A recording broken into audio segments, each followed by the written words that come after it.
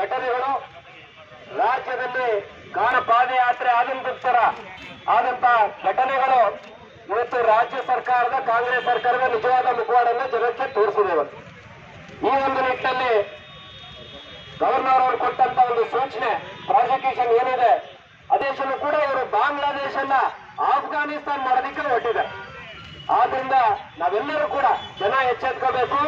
ಕಾಂಗ್ರೆಸ್ನ ನಿಜವಾದಂತ ಮುಖ ಅಭಿವೃದ್ಧಿಯಲ್ಲ, ಆ ರೀತಿ ನಾವು ಮಾಡ್ತೀವಿ ಅಂತ ಅವ್ರಿಗೆ ಯಾವ ಒಂದು ಧೈರ್ಯದಿಂದ ಒಂದು ನೈತಿಕತೆಯಿಂದ ಹೇಳ್ತಾರೆ ದಯವಿಟ್ಟು ಸಾಮಾನ್ಯ ಜನ ಯೋಚನೆ ಮಾಡ್ಬೇಕು.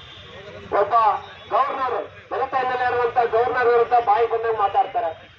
ಇನ್ನು 2010-11ರಲ್ಲಿ ಇವರೇ ಈ ಒಂದು ಕೆಟ್ಟ ಮುಖ್ಯಮಂತ್ರಿ ತೊಲಗಬೇಕು, ಕಾಂಗ್ರೆಸ್ ಮುಕ್ತ ಭಾರತ ದೇಶ ಆಗಬೇಕು, ಕರ್ನಾಟಕದ ಕೂಡ ಈ ಕಾಂಗ್ರೆಸ್ ಇಂದ ಮುಕ್ತಿಗೊಳಿಸಬೇಕು ಅಂತ ಈ ಹೋರಾಟದಲ್ಲಿ ನಾವು ಕೂಡ ಆಗ್ರಹವನ್ನು ಮಾಡ್ತೇವೆ.